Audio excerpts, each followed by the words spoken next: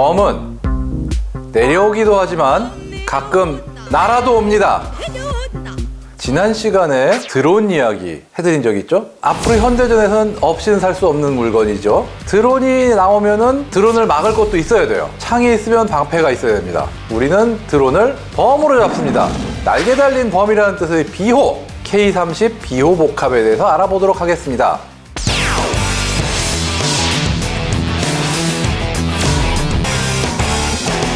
비호 복합은 뭐냐? 그냥 대공포만 있던 비호 체계에 지대공 미사일 신궁을 결합시킨 겁니다. 비호는 1983년에 개발을 시작했는데 1999년에 실전 배치가 됐어요. 사실 이게 문제입니다. 이게 만약에 1983년에 개발을 시작해서 한 1986년, 87년 하다못해 90년 정도에만 실전 배치가 됐어도 나름 시대에 맞는 이런 무기다라고 할 만했었는데 99년에 실전 배치가 있으니까 쉽게 해서 2000년대 직전이잖아요. 이런 형태의 대공포가 과연 미래 전장에 쓸모가 있냐 없냐, 그리고 이렇게 비싼 대공포가 필요가 하냐 등등 논란이 꽤 있었어요. 물론 이게 성능이 나쁜 건 아닙니다. 30mm 기관포를 쌍열로 탑재해서 1분에 총 1200발, 1초에 평균 20발씩 발사 가능하고요. 이거 실사역 보면 무섭습니다. 그냥 총알도 아니고 포탄이 1초에 20발씩 버벅 나간다고 생각해보세요. 정말 맞는 입장 되면 끔찍해요 진짜. 그리고 레이더가 달려있어서 탐지거리 21km, 유효사거리 3km 정도에 들어오면은 자동화된 화기관제 시스템이 표적을 추적해서 사격하고 격파하는 이런 적어도 방공망용의 자주 대공포입니다. 근데 문제가 사거리가 짧아요. 사실 현대는 이 정도 짧은 사거리에 들어오는 어떤 적기 찾기가 쉽지가 않거든요. 그러다 보니까 이걸 보완하기 위해서 유효사거리가 5에서 6km 정도가 되는 신궁 지대공 미사일 4기를 탑재했습니다. 그래서 비호 복합이 된 거죠. 쉽게 얘기해서 대공포에 미사일을 섞어서 복합, 비호 복합.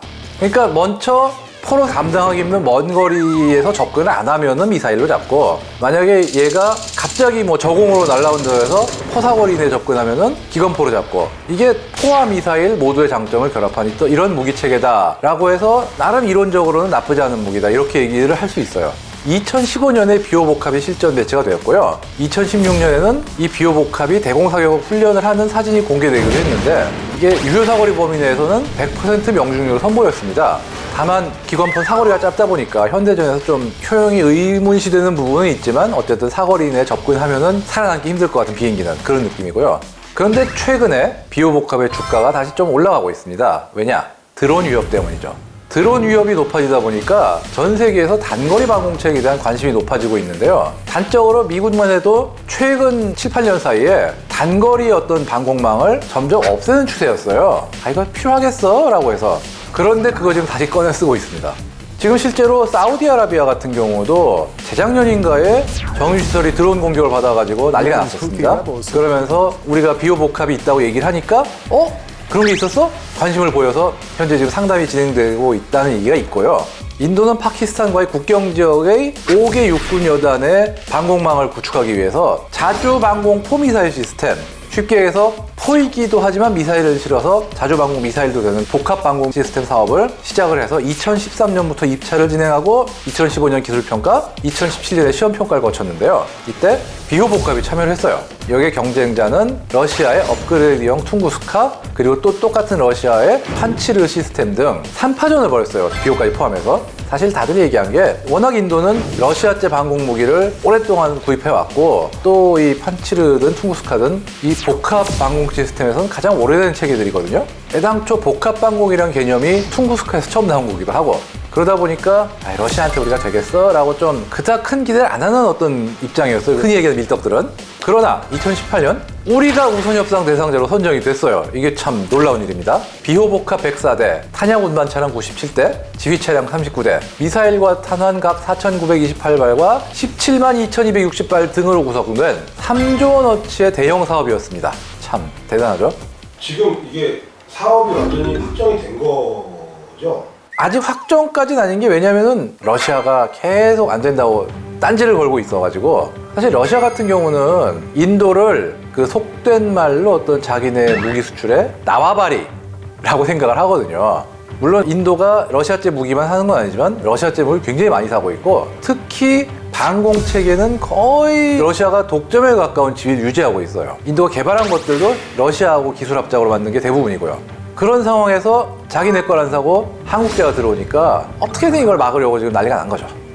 왜 인도는 그런 결정을 내렸을까요? 여러 가지 이유가 있을 텐데 사실 인도가 지난 20년 사이에 러시아제 무기에 대한 신뢰가 좀 떨어진 면이 있어요. 왜냐? 납기 안 지키지, 가격 올리지, AS 속된 말로 개판이지 등등. 그리고 또 하나 다른 게 퉁구스카나 판치르와 달리 신형 비호 복합 같은 경우는 비호 복합을 업그레이드를 하면서 그 센서류를 더 신형으로 바꾸면서 정말 작은 드론도 한 800m 정도 거리까지 접근하면 발견이 되는 나름 어떤 요즘의 드론 체계에 조금 더 잘 대응을 할 수 있을 것 같은 그런 식으로 업그레이드가 됐어요. 아마 그런 면도 나름 가만히 되지 않았을까 싶기도 한데 여러 가지가 복합적이었을 거예요. 뭐 단순히 성능만은 아니고 납기라든가 가격 조건이라든가 기타 등등. 특히나 이게 K9 수출을 하면서 인도가 한국산 방산 장비, 특히 차량류 기동 체계에 대한 어떤 믿음이 좀 높아졌다. 이런 얘기를 들은 것 같아요. 얘는 납기 잘 지키네 이런 어떤. 쉽게 얘기해서 지금 서로 가격과 조건 협상 중인데 인도가 좀 골치 아픈 게 인도의 어떤 방산 정책이 메이크 인 인디아예요. 외국산 장비도 인도 국내에서 면허 생산을 최대한 하고 가급적이면 국산화율을 높이고 이런 식으로 어떤 인도 방산과의 협력도 굉장히 중요한 요소를 치기 때문에 사실 가격 자체보다 그런 어떤 조건 협상이 정말 까다로울 거예요 아마 지금. 사실 드론을 잡을 때 왜 점자파 교란 장비로도 사실 드론을 잡죠. 방해를 하잖아요. 그죠. 근데 그거와 비호복합을 썼을 때 어떤 게 더 효과가 있는? 그게 간단하게 그렇게 어느 게 효과가 더 있다고 얘기하기 힘든 게 일단 원칙은 전자파 교란 같은 걸로 떨어뜨리는 게 제일 가성비는 좋아요. 근데 문제는 안 떨어지는 게 있으면 어떡하냐는 거죠. 잘못하면 하나만 놓쳐도 그게 아주 골치 아플 수가 있거든요. 그러니까 이게 어느 게 좋고 나쁘냐, 그러니까 둘 중에 뭘 선택하냐의 문제보다는 보험이에요. 실제로 미국 같은 경우도 지금 연구 중인 단거리 방공 체계는 기관포로 달려있고 미사일도 있는데 거기에 더해서 드론 교란용 전자전 시스템이 같이 있어요. 그리고 드론 탐정 레이더도 같이 있고. 그러니까 무슨 얘기냐? 뭐 하나만 가지고 잡기 힘든 세상이라는 거예요.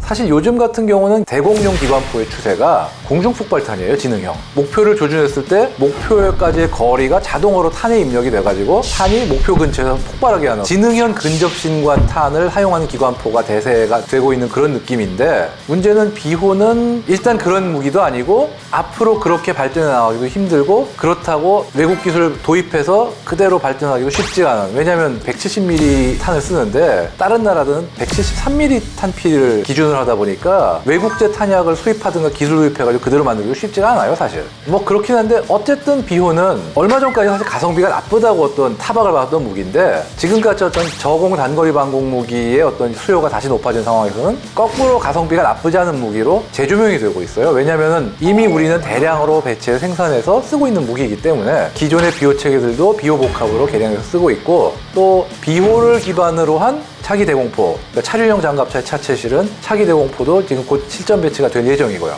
앞으로 꽤 오랫동안 의미 있는 어떤 저공 방공 무기로서 우리나라 영공 방어의 가장 하단을 책임지는 그런 무기체가 될 거라고 확신합니다. 인도에게 예. 한 말씀 해주신다면? 인도. 거기는 너무 좋은 말로 깊고 넓고 나쁘게 얘기해서 속을 알 수가 없는 데라 그냥 원칙대로 해주세요. 너무 힘들어. 계약서에 사인을 했으면은 그냥 그대로 가세요. 또 뒤엎지 말고. AS 확실합니다. 납기 지킵니다. 문제 생기면은 비행기 타고 가서 AS 해줘요. 러시아 애들 같이 지질 안 끌어요. 사세요.